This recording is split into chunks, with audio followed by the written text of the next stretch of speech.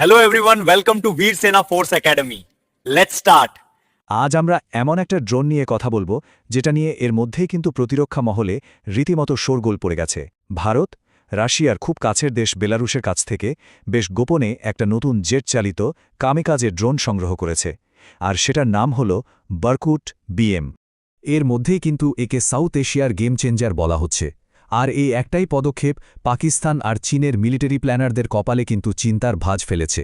বিশেষজ্ঞরা মনে করছেন ভবিষ্যতে যদি কোনো সংঘাত হয় তাহলে এটা ভারতের জন্য একটা নির্ণায়ক সম্পদ হয়ে উঠতে পারে। তো চলুন সরাসরি জেনে নেওয়া যাক এই বারকুট বিএম জিনিসটা আসলে কি। এটা হলো বেলারুশের ইন্ডেলা কোম্পানির তৈরি একটা জেট পাওয়ার্ড লয়টারিং মিউনিশন, মানে আরও সহজ করে বললে এটা একটা বিশেষ ধরনের সুইসাইড বা কামিকাজে ড্রোন। এর মূল কাজটা হলো যুদ্ধ যখন পুরোদমে শুরু হবে তার আগেই শত্রুপক্ষের এয়ার ডিফেন্স সিস্টেম, ওদের রাডার, ওদের আর্টিলারি, সেগুলোকে খুঁজে বের করে একদম ধ্বংস করে দেওয়া। সোজা কথায় শত্রুকে আক্রমণ করার আগেই তাদের চোখ আর কান দুটোই প্রায় অকেজো করে দেওয়া। কিন্তু প্রশ্ন হল, কি এমন আছে এর মধ্যে যা একে এতটা ভয়ঙ্কর করে তুলেছে? চলুন এর টেকনোলজিক্যাল দিকটা একটু বিশ্লেষণ করা যাক। প্রথমেই যে জিনিসটা মাথায় আসে সেটা হলো এর স্পিড। এর ভেতরে আছে একটা মাইক্রোটার্বো জেট ইঞ্জিন, আর এটার জন্যই এর গতি ঘণ্টায় প্রায় 500 কিলোমিটার পর্যন্ত পৌঁছে যায়। মানে যে কোনো সাধারণ প্রপেলার ড্রোনের থেকে এটা অনেক অনেক বেশি ফাস্ট, আর এই গতির জন্যই একে মাঝপথে আটকানোটা প্রায় অসম্ভব একটা ব্যাপার। এবার আসি রেঞ্জের কথায়। এর অপারেশনাল রেঞ্জ হচ্ছে মোটামুটি 150 থেকে 180 কিলোমিটার। তবে একটা মজার ব্যাপার আছে, যদি এর পেলোড মানে ওয়ারহেডের ওজনটা একটু কমিয়ে দেওয়া হয় তাহলে কিন্তু এই রেঞ্জ আরও বাড়ানো সম্ভব। মানে বুঝতেই পারছেন, বিভিন্ন মিশনের জন্য এটাকে প্রয়োজন অনুযায়ী ব্যবহার করা যায়। এটা প্রায় 10 কেজির একটা হাই এক্সপ্লোসিভ ফ্র্যাগমেন্টেশন ওয়ারহেড নিয়ে উঠতে পারে। এখন মনে হতে পারে 10 কেজি তো খুব বেশি না, কিন্তু একটা সারফেস টু এয়ার মিসাইল বা স্যামসাইট বা একটা রেডার স্টেশন উড়িয়ে দেওয়ার জন্য এই 10 কেজি বিস্ফোরকই যথেষ্ট। এর আরও কয়েকটা খুব ইন্টারেস্টিং ফিচার আছে, যেমন এটা একদম মাটির কাছ দিয়ে মানে লো অল্টিটিউডে উড়তে পারে। ফলে কি হয়, শত্রুর রাডার এটাকে ধরতেই পারে না। এর গাইডেন্স সিস্টেমও কিন্তু অসাধারণ।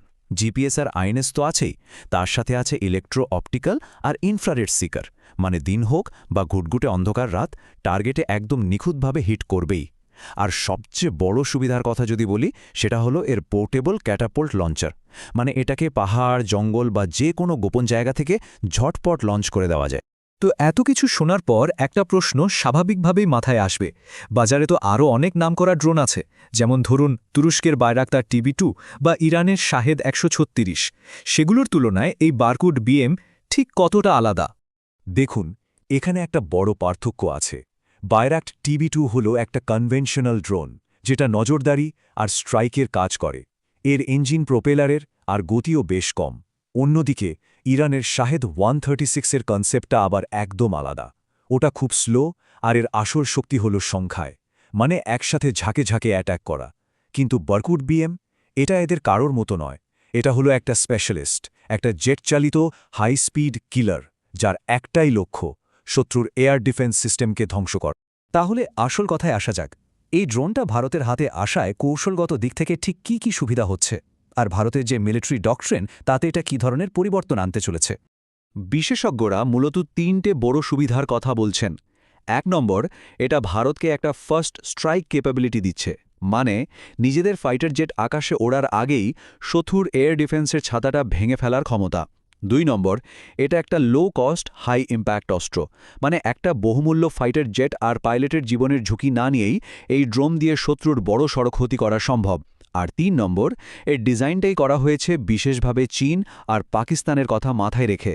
ওইসব পাহাড়ি সীমান্তে লুকিয়ে রাখা রাডার বা স্যাম সিস্টেম ধ্বংস করার জন্য এটা একেবারে আদর্শ একটা অস্ত্র।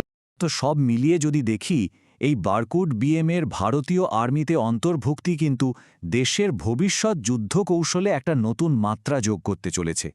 এটা শুধু একটা নতুন অস্ত্র নয়, এটা একটা নতুন চিন্তাভাবনা, একটা নতুন রণকৌশলের প্রতীক। আর এখানেই শাহেদ 136-এর সাথে বারকুট বিএমের আকাশ পাতাল তফাত। শাহেদ হলো একটা কোয়ান্টিটি গেম, মানে সংখ্যার খেলা। যত বেশি পাঠানো হবে সাফল্যের সম্ভাবনা তত বাড়বে। কিন্তু বারকুট বিএম হলো একটা ট্যাকটিক্যাল প্রিসিশন ওয়েপন, মানে কৌশলগত নির্ভুলতার অস্ত্র। এর সাফল্য সংখ্যার ওপর নির্ভর করে না, করে সঠিক সময়ে সঠিক টার্গেটে নিখুঁতভাবে আঘাত হানার ক্ষমতার ওপর।